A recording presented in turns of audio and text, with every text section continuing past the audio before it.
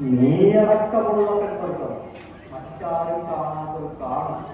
നിങ്ങൾ ശവിച്ചുകൊണ്ട് കൊഞ്ചും, ചിരിച്ചുകൊണ്ട് കരയും, മോഹിച്ചുകൊണ്ട് വെറുക്കും.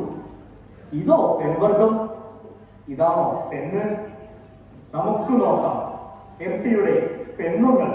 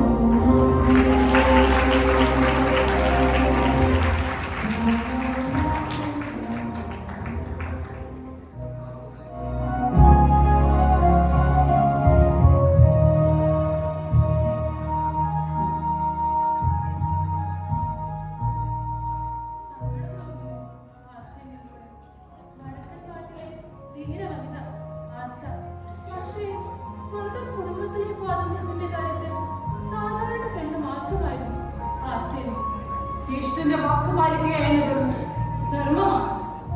ജ്യേഷ്ഠനായ ആരോഗ്യം കൊടുത്ത് വാക്ക് തെറ്റിക്കാൻ നീ തയ്യാറായില്ല. അന്ന് സന്തോഷം തെറ്റുകാരിയെ പോലെ നിൽക്കുമ്പോഴും സ്വന്തം ഇഷ്ടം പ്രയത്നില്ല എന്നത് ഒരു യാഥാർത്ഥ്യം തന്നെയാണ്. അത് കുടുംബത്തിലെ സഖ്യം നിലനിർത്താൻ ആ വീട്ടിലെ പെണ്ണിന് മാത്രമേ കഴിയൂ എന്ന ആപ്തവാക്യത്തിന്റെ കരുവായി ജ്യേഷ്ഠന്റെ തീരുമാനത്തിന് മുന്നിൽ പേടിത്തൊണ്ടനായ കുഞ്ഞിരാമന്റെ വധുവായി കഴിയേണ്ടി വന്ന മുന്നിൽ സന്തുവിനോടുണ്ടായ കുറ്റബോധം ആരോമലിന്റെ മരണശേഷം പകയായി. നിന്നോടും സമൂഹത്തോടുമുള്ള ദേഷ്യമാണ് സന്തുവിനെ വരുന്നത്.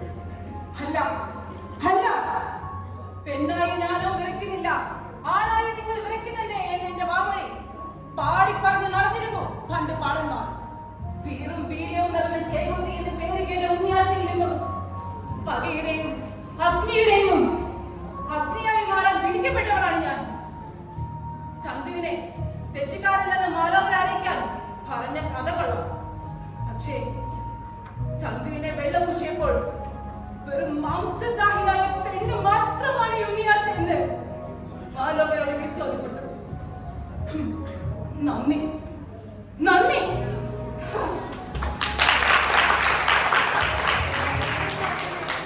തീരെ വനിത തന്നെ, സാക്ഷാൽ ഉണ്ണിയാച്ച.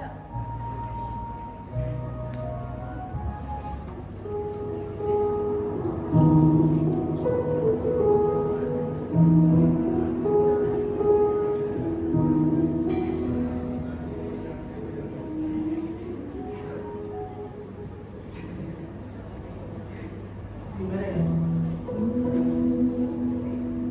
പ്രകൃതിയെയും മനുഷ്യനെയും ഇന്ത്യത്ര മനസ്സിലാക്കിയ മറ്റാരുമില്ല. സ്നേഹത്തിന്റെ വേദന ആസ്വദിച്ചവളാണ് കാത്തിരിപ്പിന്റെയും വേദന. അറിവുകളൊന്നും കണ്ടില്ല, പോയതൊന്നും തിരിച്ചു വന്നതുമില്ല. കാത്തിരിപ്പിന്റെ കൊടും ശൈത്യത്തിലാണിത് ഞാൻ. മരവിപ്പാണ്, മരണം പോലത്തെ മരവിപ്പാണ് നിന്നെ. ചോദ്യങ്ങൾക്കൊന്നും പ്രസക്തിയില്ല. കാത്തിരിക്കുന്നു എന്നതാണ് പ്രധാനം. കാത്തിരിപ്പിൽ ജീവിതമല്ല, അതിൽ മാർഗമല്ല.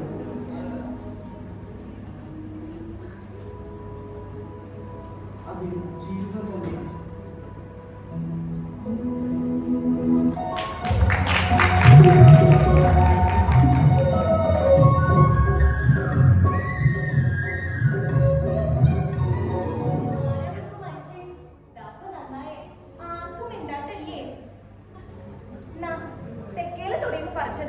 നിറയെ ചോണനായിരുന്നു. ആ നമ്പൂരിശം കണ്ടിനെ, അത് മതി ഇല്ലത്തെത്താൻ. ചിരിക്കണ്ട വാർത്ത അറിഞ്ഞ അപ്പ തുടങ്ങും കുടുംബം മുടിപ്പിക്കാനായിട്ടുണ്ടായാലെന്നുള്ള ശകാരം. നിക്ക് നിലയില്ലാത്തത് നിന്റെ കുറ്റ. കാണാൻ വരുന്നവർക്കൊന്നും ഇന്നെ വേണ്ടാത്തത് ഞാൻ മരങ്കറിയായിട്ടാ അല്ലാലോ. ഓ, ഈ തൂങ്ങിക്കിടക്കുന്ന കാത് കണ്ടിട്ടാവും ആയിത്തിരി കഷ്ണം ഇറച്ചി ഞാനൊന്ന് മുറിച്ചു നോക്കിയതാ. ഒരു ലക്ഷണക്കേടേലും ഒഴിഞ്ഞു പോകുമല്ലോ നിരീക്ഷൻ. പക്ഷേ കൂനിന്റെ കുരു എന്ന് പറഞ്ഞോണായി അത്. ചാണിയും കുരു ഒന്നും നോക്കിയില്ല. അയാള് ഇഷ്ടം പറഞ്ഞു. എനിക്കും ഇഷ്ടമായി. ആദ്യമായിട്ട് ഒരാൾ അമ്മ കുറെ തല്ലി കുടുംബം മുടിപ്പിക്കാനായിട്ടുണ്ടായിരുന്ന ശകാരം വീണ്ടും കേട്ടു. അതാണ് മുന്നോട്ട് വന്നു. അമ്മ എന്നെ കൊണ്ടുപോകില്ല, ഓളെ കൊണ്ടുപോകും. പക്ഷേ വാസുവിന് എന്നെ ഇഷ്ടമായിരുന്നു കേട്ടോ. കുട്ടിയുടെ പിന്നെ പറഞ്ഞ എന്റെ വാല് തൂങ്ങി നടക്കും ചക്കി. അപ്പൊ പിന്നെ മരിക്കല്ലേ നല്ലത്. മരിച്ചാ പിന്നെ ഒന്നും കാണണ്ട, ഒന്നും കേൾക്കണ്ട. ജീവിച്ചിരുന്നപ്പോ കേട്ട പഴിയൊന്നും പിന്നെ കേൾക്കേ വേണ്ടല്ലോ. പറയണ പോലെ മയ്യത്ത് കുട്ടികളിയല്ല. കയ്യിലെ വീണ്ടും ചൂടും പിടിച്ച് മനുഷ്യൻ ഇറങ്ങി പോയപ്പോ അന്ന് മരിച്ചതല്ല. ചെറുപ്പത്തിന്റെ കിടപ്പിൽ ചെയ്തു പോയ തെറ്റ് ജാതി മതം ഒന്നും വേലികളായി കണ്ണീര. എന്റെ മൊയ്തീൻ പറഞ്ഞതനുസരിച്ച് അയാളോട് ദേഷ്യം തോന്നിക്കും. പക്ഷെ നീ ആ മനുഷ്യൻ ആ കുട്ടിയിലേക്ക് ആകെ മാറിപ്പോയി. ആ കണ്ണും ആ മുഖവും.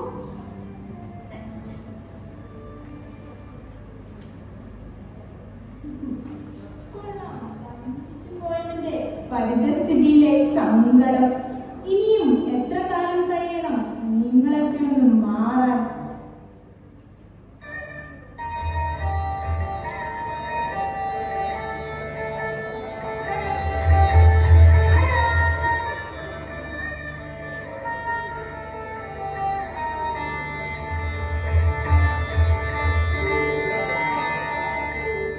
എന്നെയും തേടി വന്നു അയാൾ. മനസ്സമാധാനമില്ലാതായി പോലും. അനുഭവിച്ചത് ഞാനല്ലേ, ചോദ്യം ചെയ്യപ്പെട്ടത് ഞാൻ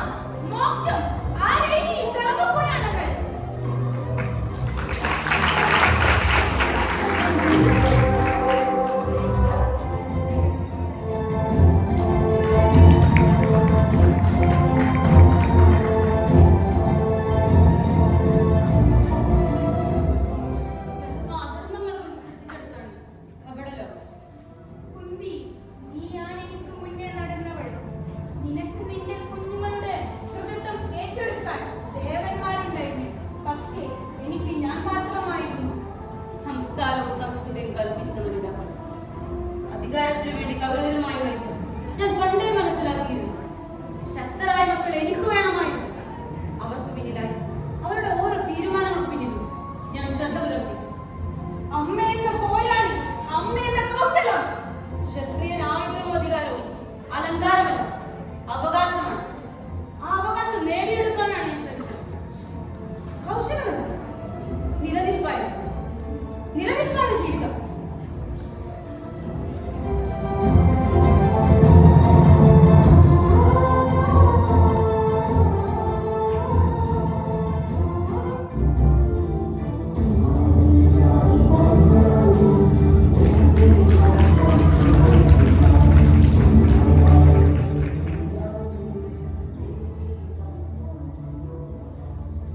നിലനിൽപ്പാണോ ജീവിതം? നിലനിൽപ്പ് മാത്രമാണോ ജീവിതം? ഭീമസേനനെ വെളിച്ചത്ത് കൊണ്ടുവന്നതിൽ സന്തോഷം. പക്ഷേ ഞാൻ അപ്പോൾ ഇരുട്ടിലായിരുന്നു. എന്തോ എന്റെ നിലവിളികൾ അങ്ങയുടെ കാതുകളിൽ മുഴങ്ങിയില്ല. എപ്പോഴെങ്കിലും ചിന്തിച്ചിട്ടുണ്ടോ 5 പേരെ ഒരുപോലെ സ്നേഹിക്കേണ്ടി വരുന്ന ഒരു സ്ത്രീയെ കുറിച്ച്? സ്വന്തം ജീവനും ജീവസ്വത്തും 5 പേർക്കും ഒരുപോലെ പങ്കിട്ട് കൊടുക്കേണ്ടി വരുന്ന ഒരു സ്ത്രീയെ കുറിച്ച്? ശരിയാണ്, എല്ലാവരുടേതായ അച്ഛന് മത്സരത്തിൽ വിജയിച്ചപ്പോൾ ഏതൊരു സ്ത്രീയെ പോലെ ഞാനും ആഗ്രഹിച്ചു അദ്ദേഹത്തിന്റെ വധുവാകണമെന്ന്, ഭാര്യയായി ജീവിക്കണമെന്ന്. പക്ഷേ കാലം എനിക്ക് കാത്തുവെച്ചത് മറ്റൊന്നായിരുന്നു. ജീവിതം നേട്ടത്തിന്റെയും നഷ്ടത്തിന്റെയും ഉല്ലാസത്തിൽ നീ ഇതുവരെ പഠിച്ചില്ലേ പുത്രി? പിന്നെന്താണ് ജീവിതം? ധർമ്മപുത്രൻ എന്ന് പേര് കേട്ട യുധിഷ്ഠിരൻ. ആ യുധിഷ്ഠിരന്റെ തമാശയ്ക്ക് എന്റെ മനസ്സോട് വിലയുണ്ടായിരുന്നു. ഭിക്ഷയായി കിട്ടിയത് എന്തു ചെയ്യണം അമ്മേ എന്ന ചോദ്യത്തിന് തുല്യമായി പങ്കിട്ടെടുത്തുകൊള്ളുന്നു എന്നായിരുന്നു മറുപടി. അല്ലെങ്കിലും ഒരു സ്ത്രീയുടെ ശത്രു എന്ന് പറയുന്നത് മറ്റൊരു സ്ത്രീ തന്നെയാണല്ലോ. മനുഷ്യൻ തെറ്റും ശരിയുമില്ല. അതെ, 5 പേർ കഴിച്ചതിന്റെ അവശിഷ്ടം പോലും ബാക്കിയില്ലാത്ത നാളുകൾ. കത്തിയെറിയുന്ന വിശപ്പിലും കുത്തി നിർക്കുന്ന പരിഹാസശരകൾ.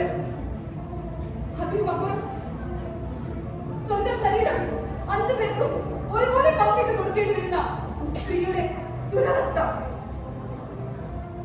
പറഞ്ഞല്ലോ, നിലനിൽപ്പാണ് പ്രധാനം.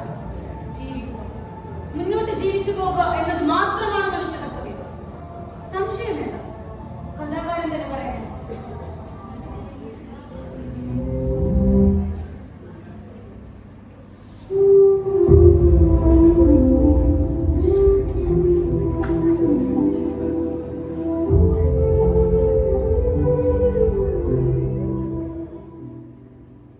ഞാൻ വെറുമൊരു കഥാകാരൻ.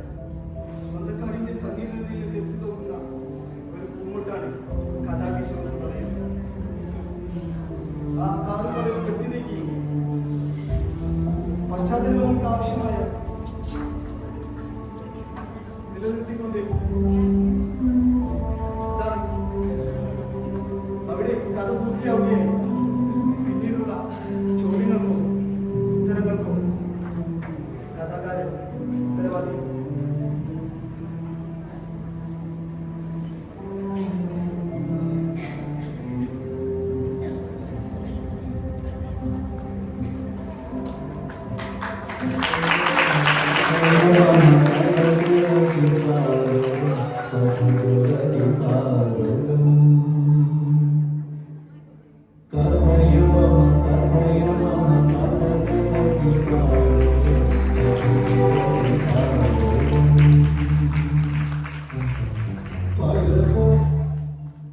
മൺമറഞ്ഞുപോയ മഹാരഥനായ ഒരു എഴുത്തുകാരനെ വിചാരണയ്ക്ക് നിർത്തുകയാണ്. അദ്ദേഹത്തിന്റെ സ്ത്രീ കഥാപാത്രങ്ങളെ മുന്നോട്ട് കൊണ്ടുവന്ന് അവരിലൂടെ വിചാരണ ചെയ്യുകയുമല്ല. പകരം MT തന്റെ തൂലിക തുമ്പാൽ ജീവൻ നൽകിയ സ്ത്രീ കഥാപാത്രങ്ങളുടെ സാങ്കല്പിക സംഭാഷണത്തിലൂടെ അദ്ദേഹത്തിന്റെ കഥാപാത്രങ്ങളുടെ മിഴിവും തെളിച്ചവും ഒന്നുകൂടി നമുക്ക് മുന്നിൽ അനാവൃതമാക്കുകയാണ്. ഒപ്പം സാഹിത്യമായാലും സംസ്കാരമായാലും സമൂഹമായാലും സ്ത്രീ വിരുദ്ധതയുടെ ഇടങ്ങൾ പെരുകുന്നു എന്ന് ഓർമ്മപ്പെടുത്തുവാനുമാണ് ഉദ്ദേശിച്ചത്. MTയുടെ തൂലിക അടർന്നില്ലെങ്കിലും ഇനിയും ജീവസുറ്റ അദ്ദേഹത്തിന്റെ കഥാപാത്രങ്ങളിലൂടെ ആ സാഹിത്യകാരൻ നമ്മളിൽ നിത്യസ്മരണയായി നിലകൊള്ളുമെന്ന് വ്യക്തം. MT എന്ന വാക്കിൽ 2 അക്ഷരമേ ഉള്ളുവെങ്കിലും ആ 2 അക്ഷരം മുഴുവൻ ഇന്ന് ഒരു അർത്ഥപ്രപഞ്ചമാണ്. നോവലിലൂടെയും കഥയിലൂടെയും തിരക്കഥയിലൂടെയും മലയാളിക്ക് അവിസ്മരണീയമായ സർഗനിമിഷങ്ങൾ സമ്മാനിച്ച MTക്ക് തുല്യം MT മാത്രം. നന്ദി. പറഞ്ഞു തന്ന കഥകളും ജീവൻ നൽകിയ കഥാപാത്രങ്ങളും മനസ്സിൽ ഇപ്പോഴും കഴിക്കുന്ന സിനിമകളും നാളെ എഴുത്തിന് കണ്ടെത്തിയ ഏറ്റവും സർവോപരി MT എന്ന 2 അക്ഷരങ്ങളിലേക്ക് മലയാളത്തിൽ ഒന്നാകെ ചേർത്ത് നിർത്തിയിരുന്നു. നന്ദി.